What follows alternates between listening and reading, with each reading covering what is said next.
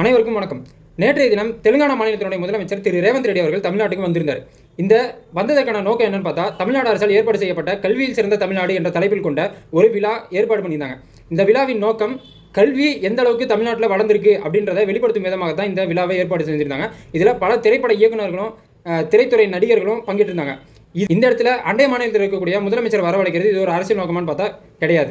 ஏன் இந்த இடத்துல அண்டை மாநிலத்தில் இருக்கக்கூடிய முதலமைச்சர் வரவழைச்சாங்க அப்படின்னு பார்த்தா, இங்கே இருக்கக்கூடிய மாணவர்கள் மட்டும் இந்த கல்வியில் சிறந்து விளங்கினா போதாது, இந்தியாவில் இருக்கக்கூடிய பிற மாநிலத்தினுடைய மாணவர்களும் சிறந்து விளங்கணும் அப்படின்ற ஒரு நோக்கத்துக்காக தான் திரு ரேவந்த் ரெட்டி அவர்களை வரவழைச்சு தமிழ்நாட்டில் இருக்கக்கூடிய கல்வி வளர்ச்சிகளை வெளிப்படுத்தும் விதமாக அதை செஞ்சுருந்தாங்க. அதில் பல மாணவர்கள் பயன்பெற்ற மாணவர்கள் எல்லாம் பேசியிருந்தாங்க. அதில் ஒரு மாணவி கூட சொல்லியிருந்தாங்க, புதுமை பெண் திட்டம் மூலியமாக எனக்கு மாதம் 1000 ரூபாய் வருது, அந்த 1000 ரூபாய் வச்சு தான் நான் என் தாய்க்கான காது கேட்கும் கருவியை நான் வாங்கி கொடுத்தேன் அப்படின்னு சொன்னாங்க.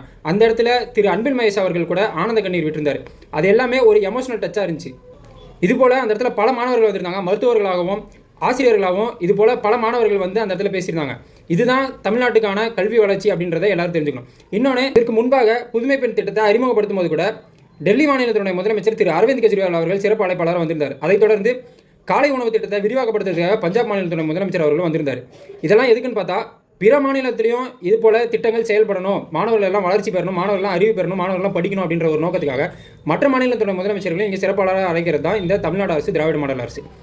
நேற்றைய தினம் திரு ரேவந்த் ரெட்டி அவர்கள் பேசும்போது கூட சொல்லியிருந்தார், நாங்களும் எங்கள் மாநிலத்தில் இன்னும் ஓராண்டில் காலை உணவு திட்டத்தையும் புதுமை பெண் திட்டத்தையும் நாங்களும் அறிமுகப்படுத்துவோம் அப்படின்னு சொல்லியிருந்தார்.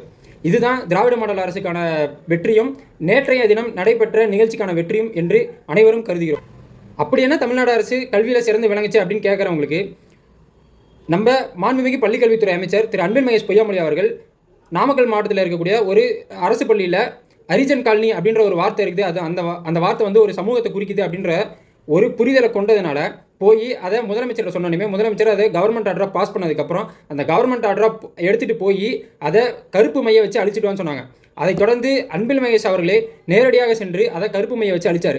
இதெல்லாம் இந்த தமிழ்நாட்டில் இருக்கக்கூடிய ஒரு மிகப்பெரிய மாற்றங்கள். இதைத் தொடர்ந்து அரசு பள்ளியில் பயிலக்கூடிய மாணவர்கள், குறிப்பிட்ட மாணவர்கள் எல்லாத்தையும் தேர்ந்தெடுத்து இந்த மாணவர்களை தமிழ்நாடு அரசினுடைய செலவில் அமைச்சருடைய தலைமையில், பள்ளிக்கல்வித்துறை அமைச்சருடைய தலைமையில் வெளிநாட்டுக்கு ஒரு சுற்றுப்பயணம் கூட்டிகிட்டு போயிருந்தாங்க. இந்த சுற்றுப்பயணம் வெறும் பொருட்காட்சி காட்டக்கூடிய ஒரு சுற்றுப்பயணமாக இல்லாமல் ஒரு அறிவியல் சார்ந்ததாகவும் அந்த நாட்டினுடைய வளர்ச்சியை எப்படி இருக்குது அப்படின்றத தெரிவிக்கும் விதமாக இந்த சுற்றுப்பயணத்தை அமைச்சு துபாய், ஜப்பான் போன்ற நாடுகளுக்கெல்லாம் அரசு கூட்டிகிட்டு போயிருந்துச்சு. ஆக நேற்றைய நடந்த விழா முதல் மார்க் எடுத்தவங்களை கூப்பிட்டு நல்லா படிங்க அப்படின்னு சொல்கிற விழாவாக இல்லாமல், படிப்புக்கு வசதி இல்லாமல் பல பேர் போராடக்கூடிய மாணவர்களை அங்கீகரிக்கும் மேடையாகவும் அங்கீகரிக்கும் விதமாகவும் இந்த விழா அமைந்திருந்தது. இதுதான் திராவிட மாடல் ஆட்சியின் வெற்றியும் 4 ஆண்டுகளின் சாதனையும்.